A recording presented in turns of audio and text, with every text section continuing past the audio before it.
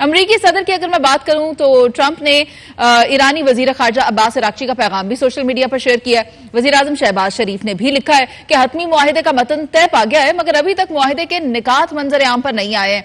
आपको क्या लगता है कि ये निकात क्या हो सकते हैं? और ईरान के अंदर भी तकसीम पाई जा रही है, तो पासदारान इनकलाब भी क्या इस मुआहिदे की हतमी मंजूरी देंगे? और अगर मुआहिदे के निकात उनकी समझ में नहीं आते हैं तो फिर आपको क्या लगता है, क्या इसको इम्प्लीमेंट करवाया जा सकेगा या नहीं? मुझे शुक्रिया, आपने काफी लोडेड क्वेश्चन किया है, काफी सारे एस्पेक्ट्स है। सबसे पहले जहां तक मुआहिदे के मतन का ताल्लुक है, तो देखें वो एग्जैक्ट मतन तो उसी वक्त सामने आएगा जब वो साइन हो जाएगा और उसके बाद उसको दोनों साइड्स एक एग्रीड टाइम पे पब्लिक करेंगी। उससे पहले तो एग्जैक्टली ये कहना कि क्या पॉइंट है क्या नहीं है मुश्किल है, लेकिन जो बातें हो रही हैं और जिस किस्म के पैगामात दोनों तरफ से आ जा रहे हैं, उससे जो चीज़ अक्स की जा सकती है वो यही है कि ये बेसिकली एक फेज्ड एग्रीमेंट होगा और ये उस फेज्ड एग्रीमेंट का पहला हिस्सा होगा। जिसे कोई कह रहे हैं कि जी मेमोरेंडम ऑफ अंडरस्टैंडिंग है, कोई कह रहा है कि ये पार्शियल एग्रीमेंट है, बट बेसिकली बात ये वही है जो ईरान शुरू से कह रहा था कि जी चंद जो नुकात हैं जिन पे पहले फैसला होना चाहिए उन्हें पहले कर लें, और जो ज़्यादा कॉम्प्लिकेटेड हैं, टेक्निकल हैं, जिनको रिजॉल्व करने के लिए आप पतीली पे सरसों नहीं जमा सकते,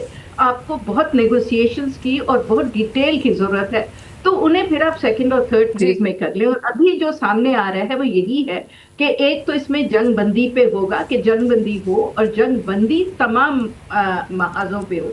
ये नहीं है कि ईरान और अमेरिका के दरमियान जो टिट फॉर टैट चल रही है वो चलती रहे, रुक जाए, और उस तरफ बाकी जो ममालिक हैं, ख़ास तौर पे लेबनान, उस पे इसराइल अंधाधुंध हमले करता रहे। आपने देखा है कि जब से ये बात हो रही है 2 दिन से कि शायद एग्रीमेंट हो जाए, तो इसराइल ने ऑलरेडी लेबनान पे हमले तेज कर दिए। They want to gain as much as possible before an agreement is reached. लेकिन जो इसमें है वो यही है कि एक तो ये गारंटी होनी चाहिए कि तमाम बॉर्डर्स पे वो हो, सीज फायर हो, और फिर ये इस किस्म की अनप्रोवोक्ड वॉर, अनजस्टिफाइड वॉर जो है दोबारा ईरान के सर पर मुसल्लत न की जाए। दूसरा ये कि नेचुरली हरमुज को खोला जाए, ब्लॉकेट खत्म किया जाए, और जो है वो उनके फ्रोजन एसेट्स में से कुछ हिस्सा जो है वो छोड़ा जाए। मैंने तो ये भी पढ़ा है कल रात के जी शायद ट्रंप ने यूएई के थ्रू उनको $234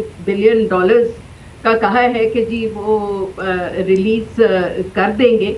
बट देखें, जो चीजें इस तरह के डेलिकेट और डिफिकल्ट सिचुएशंस में होती हैं, एसेट्स रिलीज करने का कहा गया है। नगमाना साहिबा, एक बार दोबारा दोहरा दीजिएगा। मैंने तो सुना था 234 बिलियन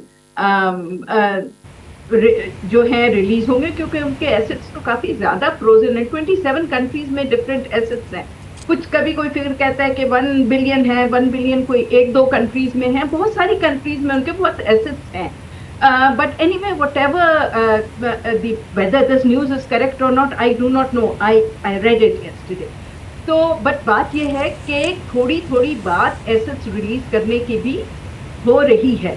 लेकिन उसके साथ साथ जहां तक आपने बात की कि तो अब देखते हैं कि क्या होता है, और क्या वो वर्चुअल होता है, इन पर्सन होती है, क्या निकलता है। पॉइंट आ गया है। एक तरफ तो हम ईरान की बात कर रहे हैं कि वो कितने एसेट्स की बात हो रही है।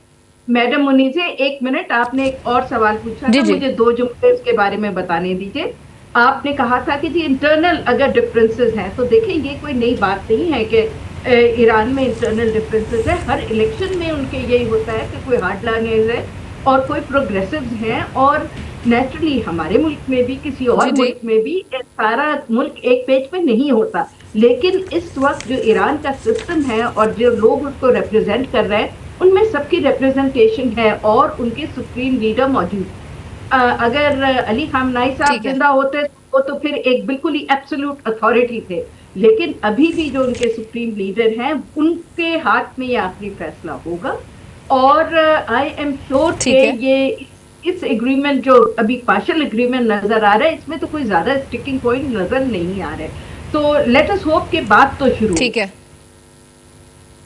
मैं सिर्फ आपकी बात में एक बात ऐड करना चाह रही थी, वो कितने भी एसेट्स की बात हो, लेकिन ईरान का ये कहना है कि 50% of the assets has to be released before, और बाकी फिर मुआहदे के बाद देखी जाएगी। एटलीस्ट यहां से ये तो पता चलेगा ना कि अमेरिका कितना संजीदा है इस मुआहदे को लेकर। दूसरी तरफ हम ईरान का, इजराइल का बिहेवियर तो देख ही रहे हैं कि वो किस तरह से हर बार इस मुआहदे को सबटाज करने के लिए आ जाता है अपने इंटरेस्ट और अपने स्टेक को मद्देनजर रखते हुए। लेकिन अभी मैं चाहती हूं कि शामिल गुफ्तगू करूं हामिद अल मशरकी साहब को। सर देखें, बातें तो होती रहती हैं और बारहा हम इस मुआहदे की बात पहले भी सुनते आए हैं, जब से ये जंग छिड़ी है, कि ये अभी खत्म हो जाएगी, ये 2 से 4 दिन या 10 दिन से ज्यादा चलेगी नहीं। मगर आप देखें कि बहुत ज्यादा अरसा हो गया इस जंग को।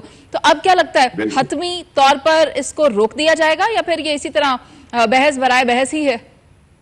हामिद अल मशरकी साहब। बहुत शुक्रिया जी मुनीसे, आपने जो इंट्रो में बात की ना, वो भी बहुत बुनियादी बात है कि ये जो मुआहिदा है इसके अंदर इसके खद्दोफाल क्या होंगे, और उसके अंदर जो सबसे अहम बात है वो दोनों तरफ से, और खुसूसी तौर पर जो ईरान बार बार कर रहा है वो अमेरिका के साथ उसकी बदएतमादी और अमेरिका की जानिब से माजी की बदअहदी है, जिसकी वजह से जो हार्ड लाइनर्स हैं वो इसी चीज को बुनियादी तौर पर प्रोग्रेसिव ग्रुप के साथ, यानी कि अब्बास इराक़ची साहब के साथ या मसूद पेज़ेश्कियान जो हर हालत में मुआहिदे के हामी हैं, उनके साथ आर्गूमेंट अगर हो रहा है हार्ड लाइनर्स का, तो वो यही है, चाहे वो उसमें अब्बास बाकिर कालिबॉफ हो या मुश्तबा खामनाई हो या पासदारान इनकलाब के फौजी सरबराह हो, उन सबका एक आर्गूमेंट है, और वो ये है कि क्या कोई भी मुआहिदा या एमओयू उसकी पासदारी करेगा या नहीं अमेरिका, और अगर उसमें से वो इसराइल को निकाल देता है तो उसकी कोई अहमियत नहीं रह जाती है,